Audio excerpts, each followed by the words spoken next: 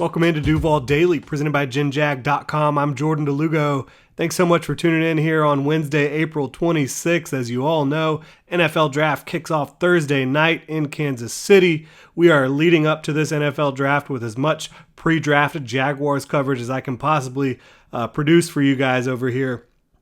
Having a great time doing it. Appreciate everyone for tuning in.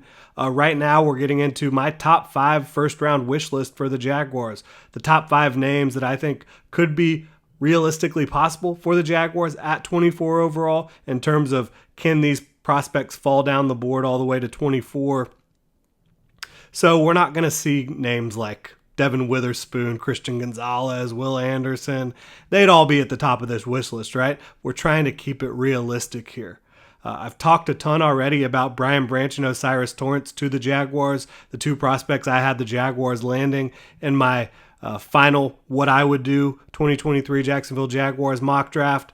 They're on the list. We're just not going to talk about them right here. We're going to talk about 5 other prospects who we haven't talked about quite as much leading up to the draft here. Certainly, we've touched on all of them throughout this draft process as we've had extensive coverage here, but not Brian Branch and O'Cyrus Torrence here with these top 5 prospects I'm going to talk about for my first round wish list for the Jaguars. And if there's a player you like that's not on this top 5, it doesn't mean necessarily that I wouldn't be excited or that I don't think they would be good fits for the Jaguars at 24 overall. This is just my personal top 5. There's plenty more prospects I think the Jaguars could come away with on Thursday night and feel really good about it moving forward. But these are my top 5. We'll go ahead and get into it. Kick it off with Myles Murphy, edge defender out of Clemson. He's 6'5", 268 pounds with 34-inch arms. 4.53 40-yard dash, really impressive numbers there. A lot of these prospects I'm going to talk about here, really the first 4 guys I'm going to talk about, they have a very specific combination of traits that I'm looking for. They have age on their side. They're all younger prospects. They have production on their side, multi-years of production, and then they also have good athleticism to great athleticism. When you talk about Myles Murphy, he is a great athlete at the position, at edge, 97th percentile, according to Relative Athletic Score by Kentley Platt over on Twitter. Does a tremendous job outlining and highlighting all the different aspects of what goes into an athletic score. Does that year over year, every single year, so you have a lot of good context with these athletic scores. And Myles Murphy, 97th percentile athlete. He has a pass rush plan. He uses a long arm really well. He has active hands. He does a really good job of hand fighting and using his hands to displace the offensive tackle's hands, using that to be able to get up the pass rush arc on the outside track, flatten, and then he always has a hand free, it feels like, to be able to strip the ball or get the quarterback down to the ground.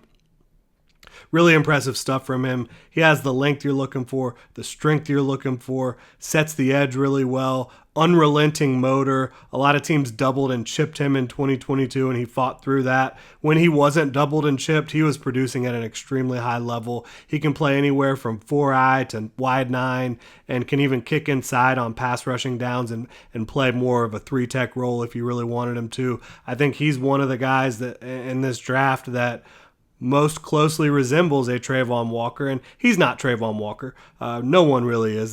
Trayvon Walker was a unicorn type of prospect, but Myles Murphy is a great prospect in his own right. And from a football perspective, from a pure defensive end / edge perspective, I think Myles Murphy is a better prospect than Trayvon Walker was coming out last year. But you saw him enter a new scheme in 2022 with Brent Venables leaving to go to Oklahoma. A lot of Clemson's defensive players just didn't perform at the same level in this new defense.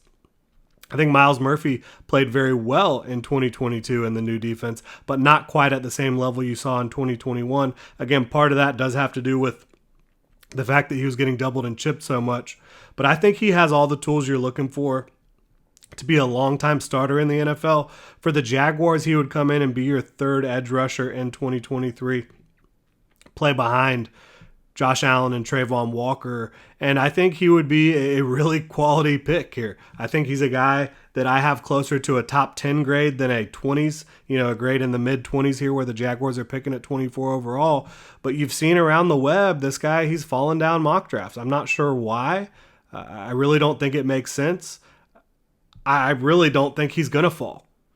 But I'm not the only person out there that studies this stuff really, every single day. There's a ton of people who do a great job, experts around the industry, and a lot of them have Myles Murphy falling a bit farther than expected. So if Myles Murphy's there on the board at 24 overall, I think this would be a home run draft pick. He can win on the outside arc. He can win through you. He can get to the inside as well, sets the edge at a high level. I think there's just so many bright spots about Myles Murphy's tape, and then you again factor in he's only 21 years old, 97th percentile athlete, beloved by coaches and players at Clemson. I think he makes a ton of sense for the Jaguars at 24 overall, and I would be really, really excited for them to land him. Next up, Anton Harrison, offensive tackle out of Oklahoma, 6'4", 315 pounds, 34 and an eighths arm, so he's got that length you're looking for. 4.98 40-yard dash at 315 pounds, really, really good stuff. Another 21-year-old prospect. That's the theme here. Young prospects with multiple years of production and athleticism. These are guys that I'm going to value highly year after year after year. 80th percentile athlete who started a ton of games at Oklahoma. The one big knock you see, Oklahoma, they get the ball out quickly. They get the ball out, and you don't see Anton Harrison having to take a lot of vertical sets. You see a lot of quick sets. A lot of folks knock him for that. But guess what? Jacksonville Jaguars, Doug Peterson's offense, Trevor Lawrence, they like to get the ball out quickly too. They like to do a lot of the stuff where you're just getting guys on the move. You're getting the ball out of the quarterback's hand with extreme haste. So I don't think that's much of an issue for me. And then when you do see him in his vertical sets, I think he does a really good job when he's asked to do that, which, again, not often in that Oklahoma offense. But he knows how to use his length at a high level. Again, nice long arms, 34-plus inches. He's really coordinated in his pass sets. When he's asked to vertical set, like I said, does it at a high level, I love the angling and the framing of some of the blocks you see from him in pass protection. Does a really good job of just closing off angles at the very start of the snap, and the rep's over at that point. Does need to improve his ability to sustain run blocks, but I'm not too concerned with that, right? Protect Trevor Lawrence, and you'll be just fine in my book when you're talking about an offensive tackle for the Jacksonville Jaguars and how he fits with the Jags in 2023. You've obviously got Walker Little. You've got Cam Robinson. I think Cam Robinson's clearly your starter at left tackle in 2023, but there's a team out on his contract following the 2023 season. If the Jaguars were to bring in an offensive tackle, they could look to get cheaper down the road at the position by having, an Anton Harrison on a rookie deal for the next 4 to 5 years. Walker Little entering his third year as a pro. He's under contract through 2024. I think you could be looking at two guys that could be your long-term fixtures at tackle for the Jaguars. And could you get Anton Harrison and Walker Little and Cam Robinson all in the field as starters in 2023? Potentially. Obviously, Cam Robinson at left tackle. Walker Little, they've talked about playing at left guard. So potentially you could see Walker Little kicking inside, maybe Anton Harrison playing right tackle. If not, he's going to be a really good swing tackle for you in 2023. The Jaguars did bring in Josh Wells to fulfill that position, but Cam Robinson and Josh Wells, they both have injury histories. You could be looking at maybe Anton Harrison playing left tackle down the stretch during the season if Cam Robinson misses time, if Josh Wells misses time, and Walker Little manning the right side. I think that just gives you a lot of options and flexibility in 2023 and beyond. I think Anton Harrison is clearly going to be one of your starters at tackle long term. So I think that'd be a really fun pick. Another guy who I value more around the top 10, middle of the first round, than down at 24 where the Jaguars are drafting. But again, when you look around the web, you look at these different experts, a lot of folks have Anton Harrison more in the late first round range than where I have him, which is, again, early to mid first. Next up, we've got another 21-year-old prospect, tight end Michael Mayer. 6'4.5", 249 pounds, 4.7 40-yard dash. This is another young prospect who has production, an 80th percentile athlete like Anton Harrison.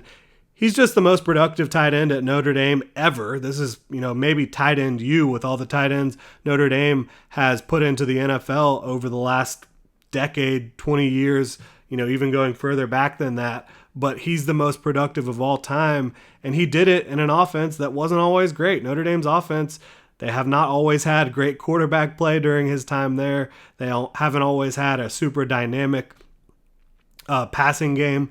He's been the focal point, and he's still produced at an extremely high level. He's an advanced receiver at the position with his routes, use of leverage, physicality, ability to sit in zones, know exactly where to sit down and wait for the football, present a target for his quarterback. He's got great ball tracking down the field, a big catch radius, contested catch ability, just a lot that you really like from him from a receiving perspective. He can line up in line. He can line up in the slot for you.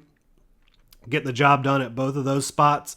Complements what the Jaguars already have at the tight end position, right? They're working on locking Evan Ingram up on a multi-year deal here. He's currently on the franchise tag, hasn't signed that yet. So, if things do fall apart with Evan Ingram, at least Michael Mayer provides you a quality starting tight end. But if things don't fall apart and you do have Evan Ingram back, Michael Mayer really complements what Evan Ingram can do because, again, he can be an inline tight end where Evan Ingram can line up more in the slot. I think you can get both of those guys on the field at the same time and create some real matchup problems for defenses. So I like that a lot. Like everything about Michael Mayer's projection to the next level outside of the fact that he's just not a burner at the position. He's not the dynamic athlete that a Luke Musgrave or a Dalton Kincaid is at the position, but does everything else at a high level. I love his projection to the next level in the NFL. I think he's going to be a starter for a long time. I think he's going to be a top 10 tight end in the league. Is he going to be a top 5 tight end? That I'm not sure about, but you're getting a guy who I think has the traits to be a quality blocker, quality inline tight end, and quality receiver at the next level. I think if you can get that at 24 overall, a guy that's 21, Notre Dame's best tight end ever, and a guy who's a good athlete overall, I think you like a lot of Michael Mayer's projection, and again, would complement what Evan Ingram already brings to the table in Jacksonville's offense. Next up, this is one of the more interesting prospects in this class for a number of reasons, in my opinion. It's edge B.J. Ojelari out of LSU, the brother of Azeez Ojulari, obviously, who played at Georgia, now plays for the New York Giants. B.J. Ojelari, he's 6'2" and an eighth, so a little bit of a shorter prospect, 248 pounds, doesn't have a lot of sand in his pants, right, as they say, but he has the length you're looking for at 34 1/4 arms, big 10.5-inch hands. Really, really impressive overall prospect for me. 21 years old, actually the youngest of this bunch, just barely turned 21 recently. A big bag of pass rush moves for B.J. Ojulari. He plays with urgency. He plays with effort. Again, his length shows up. His athleticism shows up. His quickness. I think he's a perfect fit for a 3-4 base defense. And I love him as a designated pass rusher early on in his career, which, guess what? That's exactly what he could be in Jacksonville. To me, he is the closest prospect at edge to being a 15-plus sack guy outside of Will Anderson. He did pull a hamstring prior to his pro day workout, so did not look good in a lot of his testing, didn't participate in everything. So the pre-draft lead up for him is a little weird, which makes his projection a little confusing and murky for some. But if you need a comp for him, it's his brother who entered the NFL 2 years ago. Very similar prospects, similar size, similar length, similar athletic builds and play styles. So I think if you need a comp, it's right there. Azeez Ojulari, and all Azeez Ojulari has done in the first 2 years in the league, got 8 sacks as a rookie and had 5.5 sacks in 7 games last year when he was healthy. So I think it screams a guy who can be a designated pass rusher for the Jaguars. You have Josh Allen, you have Trayvon Walker.